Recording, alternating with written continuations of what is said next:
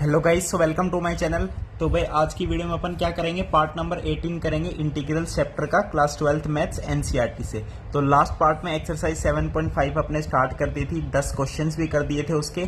ठीक है भाई, आज वही एक्सरसाइज अपनी कंटिन्यू करते हैं। तो आपको चैनल कैसा लग रहा है मेरे को जरूर बताइए, इंटीग्रल्स आपको समझ आ रहा है या नहीं आ रहा, तो मेरे को कमेंट करके आप जरूर बताइए। तो आइए 11th क्वेश्चन देखते हैं क्या कह रहा है।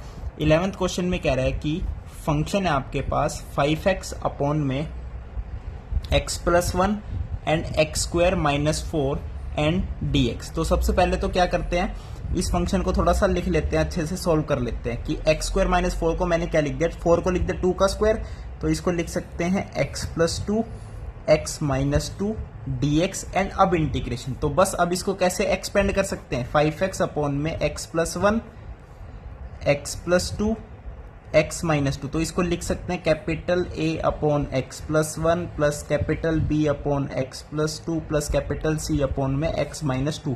A, B and C find out करिए एंड तीनों का इंटीग्रेशन आपके पास क्या है, आसान है।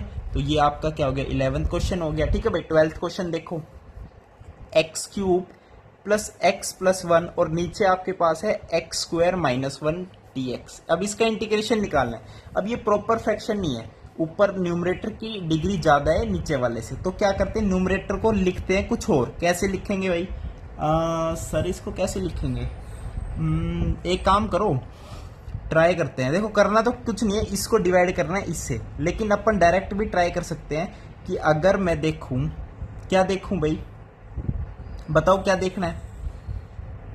अपन इसको लिख सकते हैं ना कि 1 प्लस 1 क्यों x, ठीक है, x प्लस अपॉन में एक्स स्क्वायर माइनस 1। अब देखो जब एलसीएम लेंगे तो डिनोमिनेटर में एक्स स्क्वायर माइनस 1 रहेगा। अब एलसीएम लेने के बाद यहाँ पे एक एक्स क्यूब की टर्म आएगी, वो हमें चाहिए, एक आएगी माइनस एक्स की टर्म, तो हमें चाहिए प्लस की एक्स। तो यहाँ पे माइनस एक्स तो है ही, प्लस एक्स के लिए 2x यहाँ पे लिख दूं, लिख दिया। अब देखो एक प्लस 1 चाहिए, तो एक प्लस 1 यहाँ लिख दिया। अब यानी इस चीज को मैं ऐसे लिख सकता हूं, और बाहर आपके पास क्या है, dx है एंड उसका इंटीग्रेशन है। अब देखो x dx का इंटीग्रेशन कितना है, x square by 2 plus constant of integration आएगा, लेकिन लास्ट में मैं लिख दूंगा capital C constant of integration में। ठीक है भाई, ये C अलग होता है एंड कॉन्स्टेंट ऑफ इंटीग्रेशन का C वाला अलग सिस्टम होता है, समझ पता है ना आपको। अब देखो, अब हमारा टास्क रह गया to find the integral of 2x plus 1 upon में एक्स स्क्वायर माइनस 1। अब ये तो एक प्रॉपर है, नीचे वाले की डिग्री ज्यादा है, ऊपर वाले की कम है। तो मैं इसको कैसे स्प्लिट करता हूं, 2x प्लस 1 अपॉन में एक्स स्क्वायर माइनस 1 को मैंने लिख दिया x प्लस 1 एक्स माइनस 1, तो इसको मैं लिख सकता हूं कैपिटल A अपॉन में x plus 1 plus capital B upon में x माइनस 1। तो ऐसे इसको कर दिया स्प्लिट। अब इसका इंटीग्रेशन आसान हो गया, प्लस में x square by 2 and last में लिख देना plus constant of integration. This is constant of integration, ना कि वो कोई कॉन्स्टेंट है ये वाला ABC वाला, ठीक है, कॉन्स्टेंट ऑफ इंटीग्रेशन। तो ये हो गया आपका 12th क्वेश्चन। अब चलते हैं भाई 13th क्वेश्चन पे। आइए 13th क्वेश्चन में क्या कह रहा है, देखो 13th क्वेश्चन अपने पास 2 अपॉन में 1 minus x, okay, and 1 plus x square. अब ऑब्वियस सी बात है, कितना आसान है, 1 प्लस एक्स स्क्वायर और 1 माइनस एक्स, तो एक्स क्यूब है, यानी 3 कांस्टेंट यहाँ पे यूज होंगे, और ये 1 प्लस एक्स स्क्वायर को और हम फैक्टराइज नहीं कर सकते, तो ये किस फॉर्म में स्प्लिट होगा अभी बता देता हूँ। 2 अपॉन में 1 minus x 1 plus x square, तो इसे हम स्प्लिट कर सकते हैं किस फॉर्म में बताओ, a अपॉन में 1 minus x plus b x plus capital C upon में 1 प्लस एक्स स्क्वायर। अब a b c find out करो एंड इसका इंटीग्रेशन आसान है, इसका इंटीग्रेशन आसान है। ओके, नेक्स्ट चलते हैं 14th क्वेश्चन पे। आइए 14th क्वेश्चन में क्या कह रहा है, आपके पास है 3x माइनस 1 अपॉन में x प्लस 2 का होल स्क्वायर एंड dx। अब होल स्क्वायर की बारी आ गई भाई, a और b दो यूज होंगे, क्योंकि नीचे 2 है, ऊपर पावर डिग्री 1 है, नीचे 2 है, प्रॉपर फ्रैक्शन है, कोई दिक्कत नहीं। तो बस इसको कैसे स्प्लिट कर देंगे, पार्शियल फ्रैक्शन में 3x माइनस 1 अपॉन में x प्लस 2 का होल स्क्वायर को अपन लिख सकते हैं कैपिटल A अपॉन में x plus 2 plus capital B upon में x प्लस 2 का होल स्क्वायर। तो ऐसे इसको स्प्लिट करो, इसका इंटीग्रेशन आसान है, इसका इंटीग्रेशन आसान है, बस A और B फाइंड आउट करो, देन इंटीग्रेशन यूज करो। ओके भाई, अब चलते हैं 15th क्वेश्चन पे।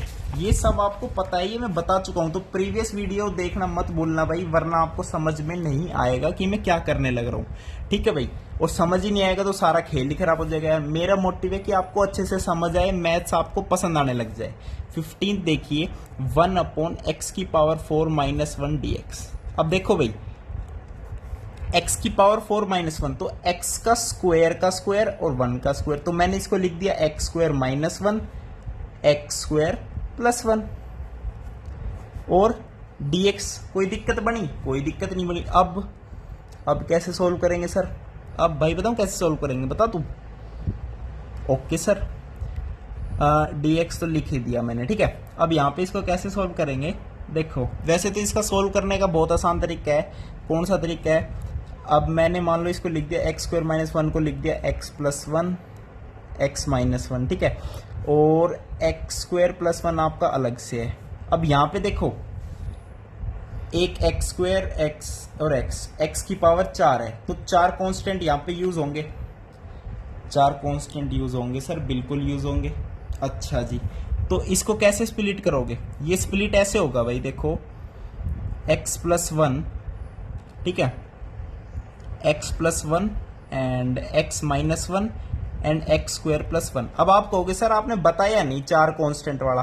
चलो मैंने नहीं बताया, कोई बात नहीं, आप झंझट में मत फंसो। आपको फंक्शन क्या गिवन है? dx में x⁴ - 1, इसका इंटीग्रल निकालना है, ये फंक्शन गिवन है। ठीक है भाई, समझ गए?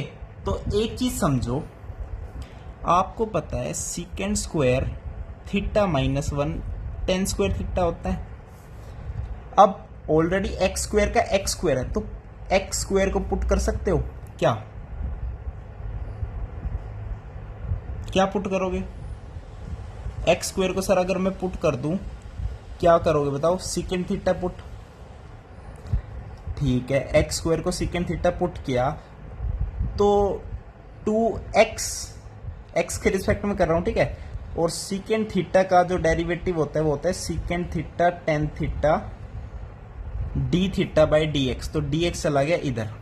ठीक है, अब देखो dx की जगह लिख सकते हैं sec θ tan θ dθ and divided by 2x, and ये क्या आएगा? x⁴ - 1, यानी इसका स्क्वायर sec² θ -1 आएगा, तो ये आएगा tan² θ, tan² θ। ओके, अब एक tan θ से एक tan θ चला गया।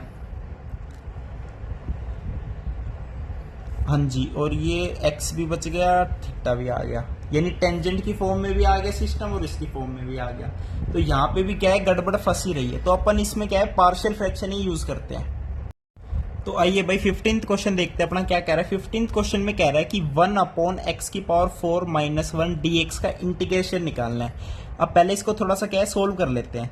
इसको लिख सकता हूँ x² - 1 x² + 1 dx। अब x² - 1 को क्या लिख सकते हैं? x + 1 x - 1 and x² + 1।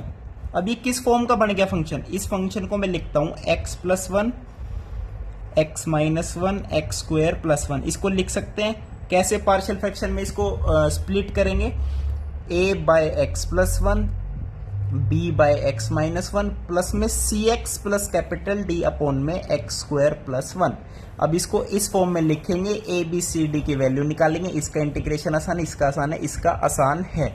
समझ गए भाई? नीचे पावर 4 बन रही, तो a b c d 4 आपके पास क्या है, ये कॉन्स्टेंट्स हम मान लेंगे। ठीक है भाई, नेक्स्ट चलते हैं 16th क्वेश्चन पे। 16th क्वेश्चन में कह रहा है कि आपको निकालना है 1/x एंड x⁴n + 1 dx। अब इसका इंटीग्रेशन निकालना है, तो इसका इंटीग्रेशन निकालने के लिए भाई देखो x⁴n है, तो ये समझना थोड़ा सा आपके लिए टफ हो रहा होगा कि x की पावर कुछ n है। अगर x³ हो x⁴ हो तो ईजी होता है।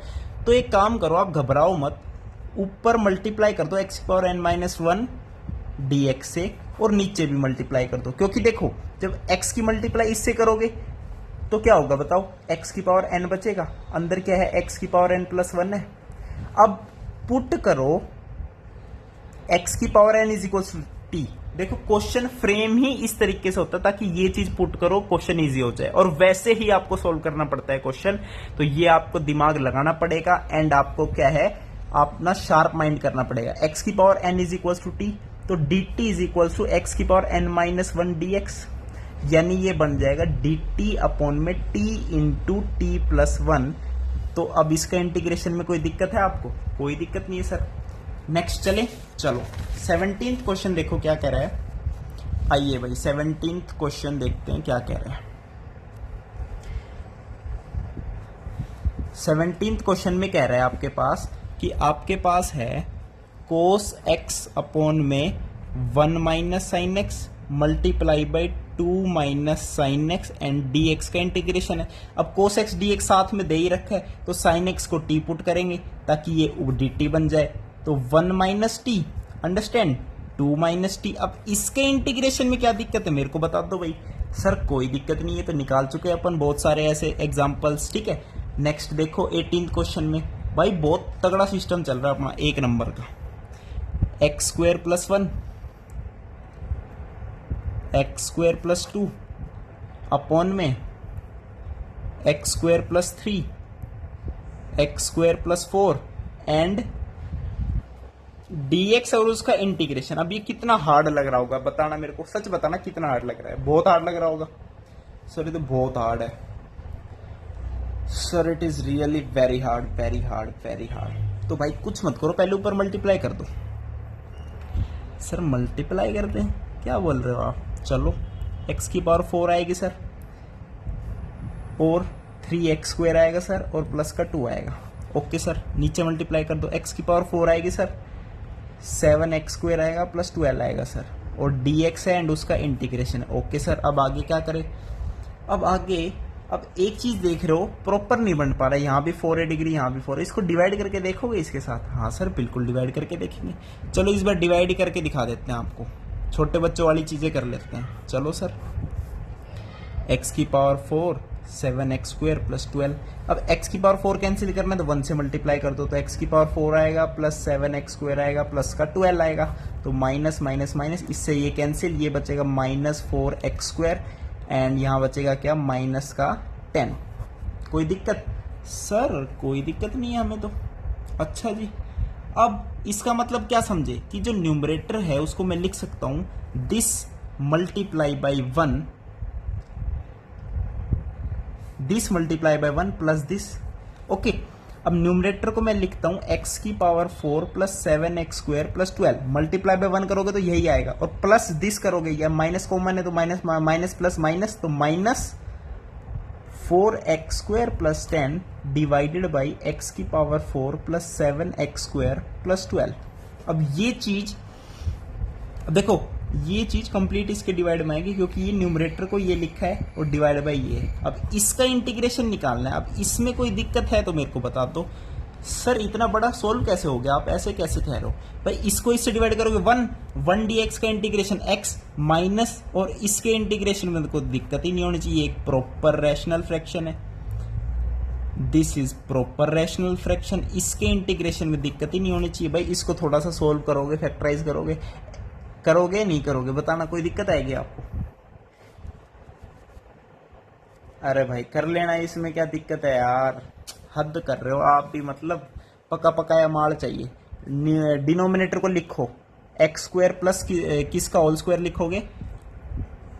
7/2 का होल स्क्वायर लिखो, तो x की पावर 4 आएगी प्लस 7x स्क्वायर आएगा, वो भी चाहिए, एक आएगा 49/4। अब ये 12 है, अब 49/4 कितना होता है? 4 दूनी 8, 0.25, 12.25। अब यहाँ 12 है, हमें चाहिए 12, हमारे पास 12.25 आ रहा है, तो इसमें करेंगे माइनस। अब 0.25 कितना होता है? माइनस 0.25 करेंगे, यानी 1/4 यानी 1/2 का होल स्क्वायर। तो ऐसे लिख सकते हो ना इसको। अब a square minus b square है, तो a plus b, a minus b, बस उसको सोल्व कर लो फैक्टराइज करके। ठीक है भाई, डिनोमिनेटर को मैंने फैक्टराइज करना बता दिया आपको, कैसे फैक्टराइज करना है। ओके ओके सर, ये हो गया आपका 18th क्वेश्चन। अब चलते हैं अपने 19th क्वेश्चन पे। 19th क्वेश्चन में कह रहा है कि 2x अपॉन में x square plus 1 and x square plus 3, और इसका इंटीग्रेशन है। तो भाई 2x dx दे रखा है, कितना आसान है भाई। x स्क्वायर को t पुट करोगे तो 2x dx dt के बराबर आएगा, तो बस t प्लस 1 एंड t+3। अब इसके इंटीग्रेशन में क्या दिक्कत आ गई भाई साहब, कोई दिक्कत नहीं है गुरुजी।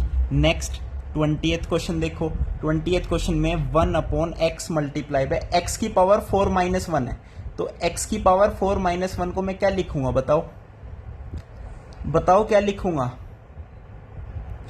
सर, क्या लिखोगे?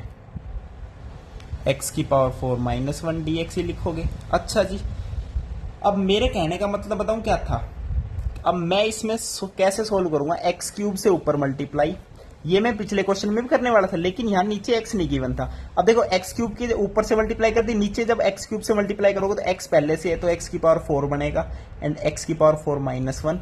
अब x की पावर 4 को t पुट करो तो dt is equals to 4x³ dx, तो x³ dx को लिख सकते हैं dt बाय 4, और dt बाय ये क्या है t एंड इनटू t - 1। अब इस इंटीग्रेशन में क्या दिक्कत है मेरे को समझा दो सर, कोई दिक्कत नहीं है। नेक्स्ट चले 21st क्वेश्चन पे, आइए बाई इंटीग्रेशन है ना, डीप में जाते जा रहे तो दिमाग में आप अपने कोई भी वो मत रखना, खिचड़ी मत पकाना, आराम से क्वेश्चन को सोल्व करो चैन से बैठ के। 1/e⁻x - 1 dx। अब e⁻x को t पुट करके देखो, क्योंकि e⁻x को आपको पता है इसका सेम रहता है कि इसको लिखेंगे e⁻x dx, और dx को लिख सकते हैं dt अपॉन में e⁻x, और उसको t मानना है तो dt अपॉन में t - 1। अब इसका इंटीग्रेशन कितना आसान है सर, कोई दिक्कत नहीं है। नेक्स्ट 22nd क्वेश्चन देखो, 22nd क्वेश्चन में कह रहा है कि आपके पास है x dx, ये आपका MCQ क्वेश्चन है, x - 1 एंड x - 2 किसके बराबर आएगा। अब इसको मैं सोल्व भी करके बताता हूं आपको। इस फंक्शन को मैं लिखता हूं ये, क्योंकि इसके MCQs है, इसका आंसर मैं बता दूंगा कौन सा करेक्ट रहेगा। a/x - 1 plus b/x - 2। ए और बी कैसे निकालोगे भाई, पहले तो इसको ऊपर नीचे ऊपर मल्टीप्लाई कर दो इससे, लेफ्ट भी राइट भी, तो x is equals to a के साथ आ गया x - 2, b के साथ आ गया x - 1। अब मैं निकालता हूं क्या, a एंड b की वैल्यू, a निकाल रहा हूं तो b को 0 करना है, x की जगह 1 पुट कर दिया, तो ये -1 इंटू a, तो -a इज इक्वल्स टू 1, तो a की वैल्यू आ गई -1। अब b निकालना है तो इसको 0 कर दो, x की जगह 2 पुट कर देते हैं, ये 0 बन गया, 2 इज इक्वल्स टू b, तो कैपिटल B की वैल्यू 2 आ गई। अब बस इसको मैं ये लिख सकता हूं, तो a/x - 1 का इंटीग्रेशन क्या होता है, log of mode of x - 1, a -1 था तो बाहर -1 आ गया, b 2 है तो +2 log x - 2 plus constant of integration, ये इसका क्या है, log है। अब देखो 2 है, इसको क्या है, ऑप्शन के हिसाब से हम इसका स्क्वायर लिख सकते हैं, इसका हम क्या लिख सकते हैं, स्क्वायर। अब log of this minus log of this, तो इसे मैं लिख सकता हूं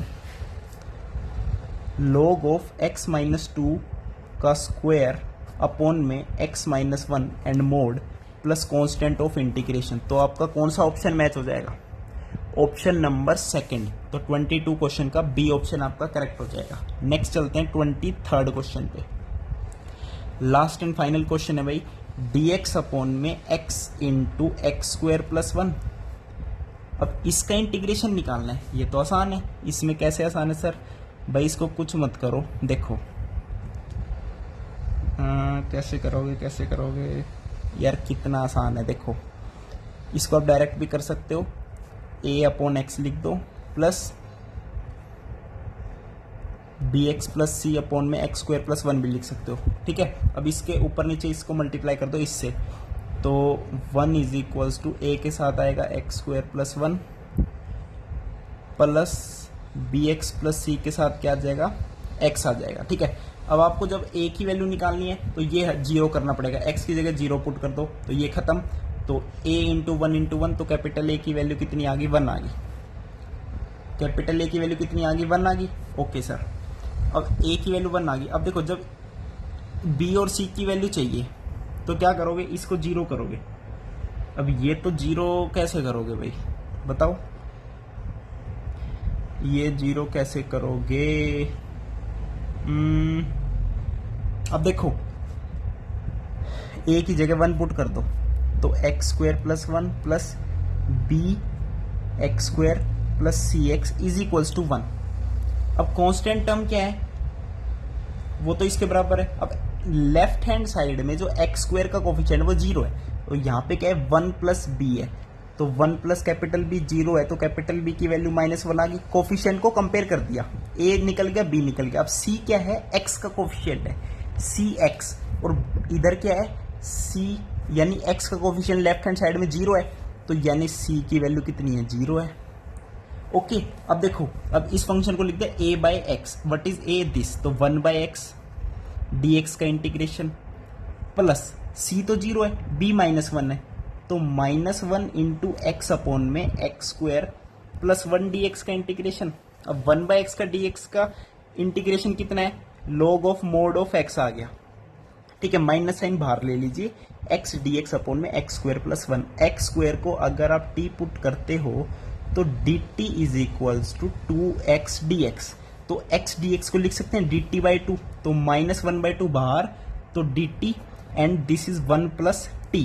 तो अब मैंने इसको क्या लिख दिया, log of mode of x -1/2, तो ये आएगा log of 1 plus T. 1 plus T यानी 1 प्लस एक्स स्क्वायर का मोड, 1 प्लस एक्स स्क्वायर का मोड, तो log of mode of x plus constant of integration, ठीक है, log of mode of x -1/2 log of mode of 1 plus x square, understand, log of mode of 1 plus x square बिल्कुल सही है, plus constant of integration. तो ये आपका A option यहाँ पे करेक्ट होता है, तो क्वेश्चन नंबर 23 का ए ऑप्शन आपका क्या है, करेक्ट है। तो ये थी आपकी एक्सरसाइज। वीडियो देखने के लिए धन्यवाद, थैंक यू, नमस्कार।